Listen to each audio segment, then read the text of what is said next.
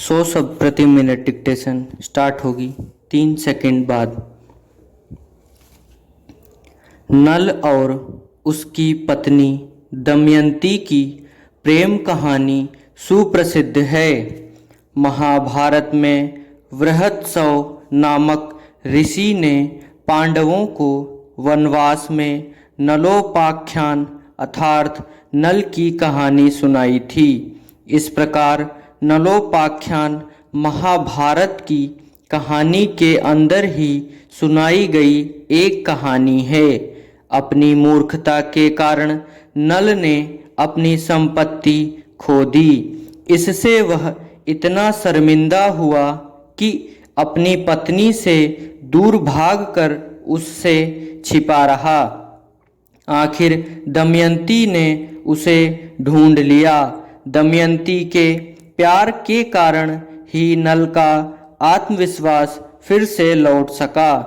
Para नल एक ऐसा राजकुमार था जो रथ चलाने में निपुण था, लेकिन पासा यानी जुआ खेलने में अकुशल था। वह पाक कला का अच्छा जानकार भी था। नल का वर्णन एक निषाद के रूप में किया गया है। इसके कई अर्थ हो सकते हैं, जिसमें से एक अर्थ यह हो सकता है कि वह आदिवासी राजा रहा होगा। इस प्रकार वह एक ऐसा राजा हो सकता है जो परंपरागत आर्य योद्धा नहीं हो। पैरा महाभारत काल में रसोइये सेवा प्रदाता या दास थे और इसलिए उन्हें शूद्र वर्ण में माना जाता है।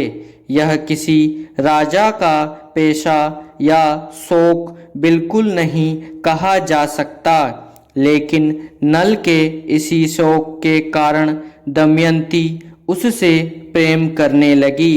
उसके स्वयंवर में आए देवताओं और नल में यही अंतर था कि देवताओं से फूलों की सुगंध आ रही थी, जबकि नल से स्वादिष्ट भोजन की सुगंध उत्पन्न हो रही थी।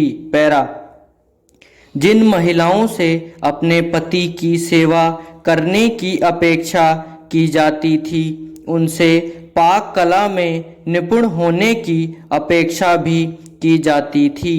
सीता और द्रौपदी भी पाक कला में निपुण थीं।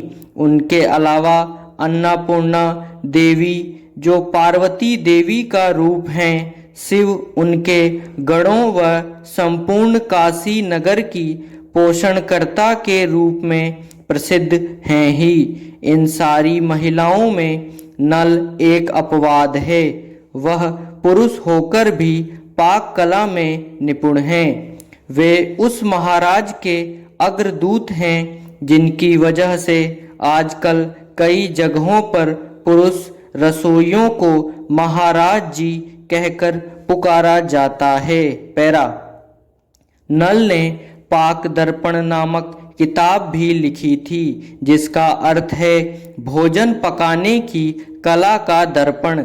यह किताब करीब 800 साल पुरानी है, लेकिन हम निश्चित रूप से नहीं कह सकते कि क्या वास्तव में नल ने ही यह किताब लिखी थी या किसी ऐसे व्यक्ति ने जो पाक कला जानता था लेकिन स्वयं का नाम नहीं चाहता था। पैरा पाक दर्पण में न केवल भोजन बनाने की जानकारी है, बल्कि भोजन बनाने की विभिन्न तकनीकों और उनके औषधीय गुणों का वर्णन भी है। यह स्पष्ट है कि नल को आयुर्वेद का अतरंग ज्ञान भी था। विभिन्न ऋतुओं में और दिन के अलग अलग समय पर किस प्रकार का भोजन करना चाहिए, उसका ज्ञान पाक दर्पण में जहर की जानकारी भी है कि कैसे गैर जहरीले पदार्थ मिलाने पर जहरीले बन जाते हैं या कैसे जहरीले पदार्थों को अलग तरीके से पकाए जाने पर उनका जहरीलापन चला जाता है। जहरीले धतूरे और अर्क के पौधों की पत्तियों वाले व्यंजन भी इस किताब में वर्णित हैं। नल ने रसोइये और वेटर के गुणों का वर्णन भी किया है। पैरा, संस्कृत में लिखी गई पाक दर्पण में 16 प्रकार के व्यंजनों का वर्णन है, जैसे चावल, खिचड़ी, दही चावल, छाछ, हलवा, जूस, मांस के विभिन्न व्यंजन, सब्जियां, तरल व्यंजन, साइड डिश, नमकीन, चटनियाँ, एपेटाइजर और घी तथा मक्खन से बने व्यंजन। पाक दर्पण में सबसे रोचक बात है स्वदेशी बिरयानी ममसोदाना का उल्लेख। यह मांस के साथ पकाया गया चावल है। चिकन सहित अन्य पक्षियों के मांस, विविध प्राणियों, मछलियों और अंडों के विभिन्न व्यंजनों का भी इसमें विस्तार से विवरण मिलता है। विराम। पैरा, मानव झरना बनने के लिए पैदा हुआ है, परंतु वह गटर की तरह बहता रहता है। झरना भी बहता है और गटर भी, परंतु जब झरना बहता है तो संगीत पैदा होता है। गटर के बहने से संगीत सुनाई नहीं देता। झरना सदैव स्वच्छ होता है। आपने कभी गंदा झरना देखा है? दूसरी ओर, क्या आपने कभी स्वच्छ गटर देखी है? स्वच्छता और संगीत के मेल को लोग झरना कहते हैं। झरने का जन्म ही ऊंचे स्तर पर होता है। यही स्तर झरने को सदैव बहने के लिए प्रेरित करता है। बहना और लगातार बहते रहना, यह झरने का स्वधर्म है।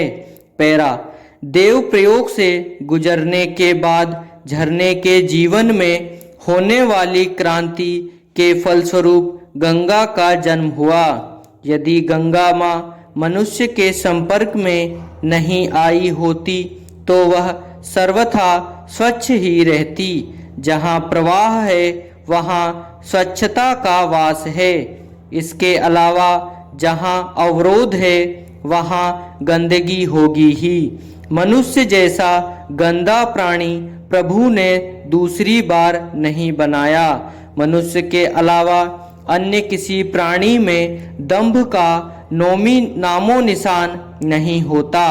अखंड दंभ की केमिस्ट्री समझने लायक है। दर्शन की दृष्टि से देखें तो कहा जा सकता है कि अपने असली स्वभाव से दूर जाना ही दंभ का मूल है। मनोविज्ञान की दृष्टि से देखें तो दंभ को अप्राप्य के प्रति मोह की संतान कहा जा सकता है।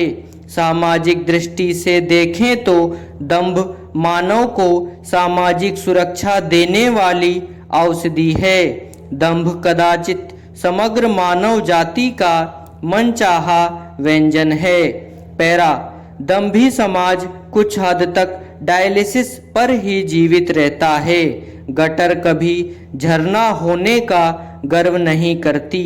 पोखर कभी नदी बनने का दंभ नहीं पालता। कोई भी पहाड़ कभी भी हिमालय होने का दंभ नहीं भरता। चिंपांजी भी कभी मनुष्य होने का दंभ नहीं भरता।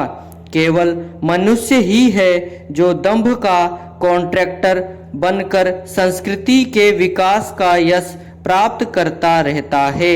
स्वयं जो नहीं है वह है, यह बताने में कितना परिश्रम करता है।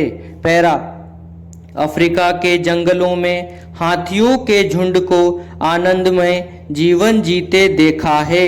हाथी का पारिवारिक जीवन आनंद की व्याख्या की तरह होता है। हाथी की जल क्रीड़ा देखकर मन में यह प्रश्न उठता है, हाथियों की इस जमात में कहीं दंभ का स्थान है? हाथियों को सपरिवार इधर से उधर जाते हुए देखकर लगता है कि इनका स्थायित्व आखिर कहाँ है। इनका झुंड जहाँ भी कुछ दिन रह जाता है वहाँ के वृक्षों के पत्ते खत्म कर देता है। विराम समाप्त।